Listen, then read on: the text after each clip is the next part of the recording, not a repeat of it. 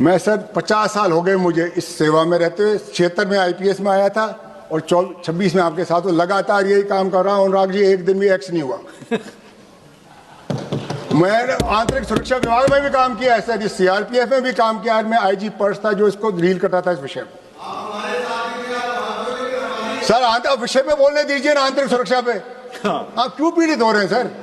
इसमें आपका नाम नहीं आएगा। आप चेयर को संबोधित करें। सर मैं आपको संबोधित कर रहा हूं सर। अनुराग जी को मैं प्रयास करूंगा आपको समझाने की। सर ये आंतरिक सुरक्षा का विषय है। मैंने एक देश के नागरिक के रूप में देखा है इसको। मैंने प्रधानमंत्री कार्यालय में भी आंतरिक सुरक्षा विभाग देखा है। मैं सुरक्षा सचिव था मनमोहन सिंह जी के कार्यालय में, वहां से भी देखा है। मैं सीआरपीएफ में भी था, इसी विभाग को डील करता था। और मैं पुलिस में डीजी भी रहा हूं और इस सदन का सदस्य हूं। मेरे अनुभव के आधार पर बोल रहा हूं, मैं किसी पर आरोप नहीं लगा रहा हूं। मैं मेरे 50 साल के अनुभव पे कह रहा हूं कि इसमें सुधार की आवश्यकता है। उसमें किसको आपत्ति है? अगर हमारा सुधार, आंतरिक सुरक्षा ठीक होती, अगर संवेदनशीलता होती, तो शायद ये पहलगाम और ये पुलवामा नहीं होता। हम जवाबदेही तय करते किसकी गलती थी इसमें, किसकी चूक थी और क्यों हुई। मुझे बताइए, आपने एक भी आदमी के खिलाफ कार्रवाई करी? कितनी गंभीर घटना हो गई। आप देखिए अध्यक्ष महोदय, कुछ समय पहले अपने बंबई में एक आतंकी हमला हुआ था। हमारे संवेदनशील तत्कालीन गृह मंत्री शिवराज पाटिल साहब थे, इस्तीफा दे दिया। महाराष्ट्र के मुख्यमंत्री थे, उन्होंने इस्तीफा दिया नैतिक जिम्मेवारी लेते हुए। पुलवामा में, बालाकोट में किसने ली जिम्मेवारी? मैं इसलिए कह रहा हूं, मैं किसी के आरोप नहीं लगा रहा हूं, जो हुआ जो आपको बता रहा हूं। इस्तीफा दिया था, चलो आपने कपड़े नहीं बदले, बदला क्या? सुरक्षा तो बिगाड़ दी। मैं किसी, थोड़ी शर्म करो। देखो, आप तो अपने बिल पे बोलो, बाकी इधर ध्यान। बिल पे ही बोल रहा हूं सर, बिल पे ही बोल रहा हूं सर। मैं तो सुरक्षा की बात कर रहा हूं। वो सुरक्षा में भी आंतरिक सुरक्षा, इस देश की सुरक्षा, देश के नागरिक की सुरक्षा। सही बोल रहे हो सर। ये इसका झगड़ा होता है जब क्या होता है, जब अधिकारियों और कर्मचारियों में मतभेद होता है, उनका काम में ध्यान नहीं लगता, वो लड़ाई में व्यस्त हो जाता है और कार्यकुशलता घट जाती है, सुरक्षा खतरे में पड़ जाती है। और इसकी बिल की जरूरत क्यों पड़ी, वही तो मैं बता रहा हूं आपको कि एक माननीय सुप्रीम कोर्ट का एक आदेश था जो अक्टूबर 2025 में आया। उसको सरकार, उसके विधेयक लाइए, केंद्रीय सशस्त्र पुलिस बल 2026 आप लेके आए हैं। उद्देश्य कारण, इसका उद्देश्य क्यों बताया आपने? बताइए उद्देश्य क्या जरूरत पड़ी इसकी? ये फोर्स सर ना कांग्रेस ने बनाई ना बीजेपी ने बनाई।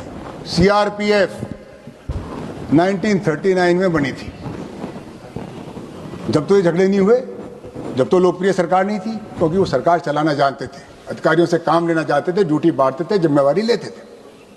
और ये असम राइफल सर, ये तो कौन सी 1800 और कुछ साल की बनी हुई है, जब भी चल रही थी।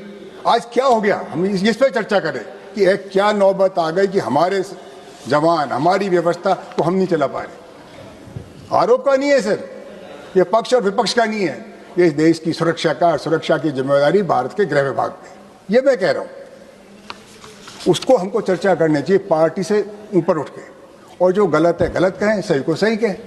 दिक्कत क्या है? सुरक्षा में चूक हुई है। उसके कारण यह है कि आपके अधिकारियों का और कर्मचारियों का सुरक्षा में मन ही नहीं है, वो तो मुकदमे लड़ रहे हैं एक दूसरे के खिलाफ। जो एक दूसरे के घर में मुकदमे लड़ेंगे, वो घर कैसे चलेगा सर? ये है हमारा चिंता का विषय। तो मेरी सरकार से अनुरोध है कि आप इस बिल को, अगर आप बहुमत से पास करेंगे, आपका बहुमत है, पर उचित नहीं होगा। इस पर गहन चिंता हो, चर्चा हो और मंथन हो, और फिर जो सहमति बने उस पर आप निर्णय लें। अगर आप बहुमत के आधार पर करेंगे, आपका बहुमत आप करा लेंगे, पर क्या वो न्याय होगा? न्याय होगा उसमें जबकि सबकी राय हो, सबकी सहमति, और हम सहमति बनाएं। बहुत जरूरी है सर। आप अगर कर दिया, ये वर्ग जो लड़ रहे हैं आपस में मुकदमे, एक दूसरे के शत्रु बन जाएंगे। उनको एक ही काम करना है, देश की आंतरिक सुरक्षा। जब ये लड़ेंगे तो सुरक्षा किस किस को प्रदान करेंगे? ये क्यों बनाया? अपनों को आपने आपस में क्यों लड़ाया? इसीलिए मैं आपको कह रहा था सर, ये कॉन्स्टिट्यूशन क्लब में क्यों लड़ाया? कॉन्स्टिट्यूशन क्लब मेंबर्स का था। मुझे ये भी पता है कि 2 जातियों को लड़ा दिया आपने। बंद करो बोलना, जाति को लड़ाना। हाँ, तो ये जाति पे, धर्म पे किसको लड़ाना? क्यों लड़ाना?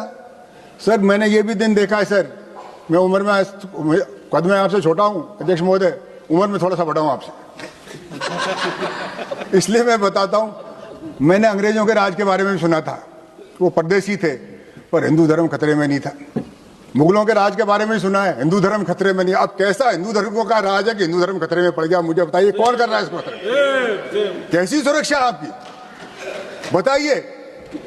वो परदेसी लोग थे, यहाँ के नहीं थे जब हम सुरक्षित थे। हरीश जी, इस बात पर धर्मेंद्र जी बड़े खुश हो रहे हैं। नहीं सर, सर मैं तो बिल पे बोल रहा हूँ सर, आंतरिक सुरक्षा पे सर, मैं कुछ नहीं बोल रहा हूँ सर। पटेल भाई, मैं किसी को कुछ नहीं कह रहा हूँ सर। इस देश में, ये देश हमारा है, ये सेना सबकी है। इसमें गजेटेड ऑफिसर भी होंगे, नॉन गजेटेड भी होंगे, सिपाही भी होगा, हेड कांस्टेबल भी होगा, एएसआई भी होगा, इंस्पेक्टर, सब इंस्पेक्टर, जो भी डीजी सब होंगे। सबकी ड्यूटी है और उनसे सबसे काम लेना सरकार का काम है। सबको काम में, मैं तो अर्जुन जी आपके भी पक्ष में हूं।